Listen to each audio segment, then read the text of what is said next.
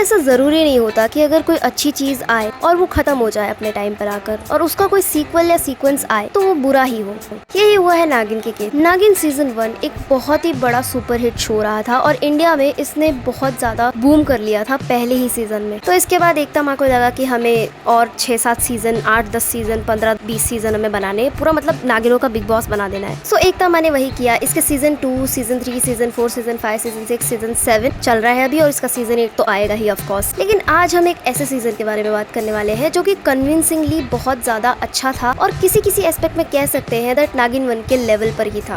वैसे तो नागिन 1 ने भी कोई इतना बड़ा लेवल सेट नहीं किया है, बट इंडियन टेलीविजन के हिसाब से ये एक नया कॉन्सेप्ट था और एक बहुत ही अच्छा टॉपिक था लोगों के टाइम पास करने के लिए। तो बेसिकली नागिन की स्टोरी तो सबको पता ही है। एक नागिन होती है जो कि ह्यूमन वर्ल्ड में आ जाती है किसी न किसी रीजन की वजह से। लेकिन नागिन 3 की कहानी कन्विंसिंगली अलग थी और नागिन 3 में जो मेन प्रोटैगनिस्ट है हमारी नागिन यानी कि बेला, जो कि पहले रूही थी, जिसके पार्टनर को कुछ हरामखोर लोग मार देते हैं आके, एंड देन वो बदला लेने जाती है ह्यूमन वर्ल्ड। अरे इसको देखो ना, कितनी सुंदर सी लड़की है। इसको तो देख के कोई भी बोलेगा कि आय हाय नागिन लग रही है। By the way Surbhi Jyoti is one of my favourite actresses. तो यहाँ पे थोड़ी बहुत सिंपिंग भी हो जाए तो माफ करना। So let us talk about the main leads. तो Surbhi Jyoti as Bela and Pearl V Puri as Mahir. यार पर्लवी पुरी की क्या ही बात करूं, what an handsome actor he is. सिंदगिरी ज्यादा हो रही है। तो नागिन सीजन 3 में एक तो परफेक्ट कास्टिंग का बहुत बड़ा रोल है क्योंकि इसमें सपोर्टिंग कास्ट में अनीता हसनंदानी और रजत तोकस जैसे पावरफुल एक्टर्स भी थे। और सबसे इम्पोर्टेंट बात इस सीजन में स्टोरी थी।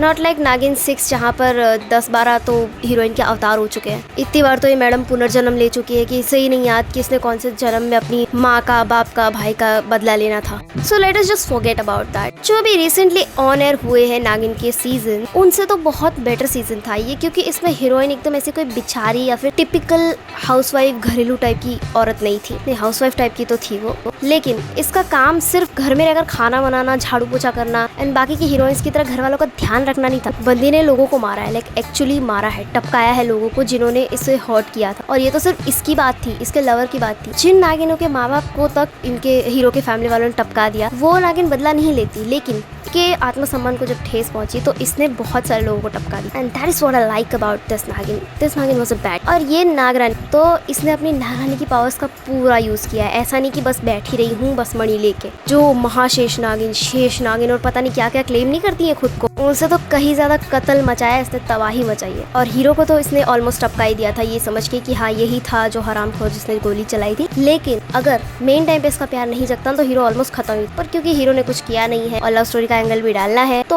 नहीं मारा इसको। अब बात यहाँ पर सिर्फ नागिन के रिवेंज की नहीं हो रही है, नागिन के पावर की हो रही है कि इतनी पावरफुल है बंदी, इतनी सारी पावर्स है इसके पास, सुपर नेचुरल पावर्स है, फिर भी मुंह से आग निकालने के अलावा ये नागिन कुछ और यूज नहीं करती उसका। लेकिन नागरानी बेला ने अपने स्टेटस का जो फायदा उठाया है, ऐसा फायदा तो और किसी ने नहीं उठाया होगा। एंड माइंड यू, ये सिर्फ नागरानी थी। अगर ये महाशेष नागिन, जो भी आगे की अनंता नागिन, अनंत कुल की पता नहीं कौन सी नागिन, अगर वो होती ना तो इसने तो सबकी बैंड बजा दी थी। पहले दिन ही नागिन सीजन 7 खत्म। The second most important thing is that इनकी chemistry. Season 3 was full of face cards. मतलब यार जितने अच्छे एक्टर मिले तुम्हें उठा के फेंक दो एक ही सीजन में। इतने सारे फेस कार्ड्स थे इस शो में, एक भी ऐसा मुझे थोड़ा नहीं दिखा जिसमें मैं कुछ कमी निकाल सकूं कि हाँ ये बहुत बुरा दिख रहा है या फिर ये अच्छा नहीं दिख रहा। Like everyone was camera perfect. Even side characters भी इतने सुंदर थे इसमें। एंड ये एक ऐसी इकलौती नागरानी थी जो हम्बल भी थी और साथ साथ में बहुत ज्यादा कमांडिंग भी। लाइक जब भी कोई अपनी हद भूल जाता था ये उसे हमेशा अपनी औकात याद दिला देती। And that is why I like to see this show again and again, क्योंकि ये एस्थेटिकली भी थोड़ा सा प्लीजिंग था। तो यार ये तो मुझे सीजन 3 के बारे में बहुत अच्छी बातें लगती है। अगर तुम्हारे मन में भी कोई सीजन 3 को लेकर कोई बात हो जो तुम चाहते हो कि मैं वीडियो में इंक्लूड करूँ तो I will surely make a part 2 on that, क्योंकि अभी मेरे पास इतने ही पॉइंट्स है। और अगर तुम्हारे पास कुछ पॉइंट्स हो तो मुझे जरूर बताना कमेंट्स में। See you next time, bye bye.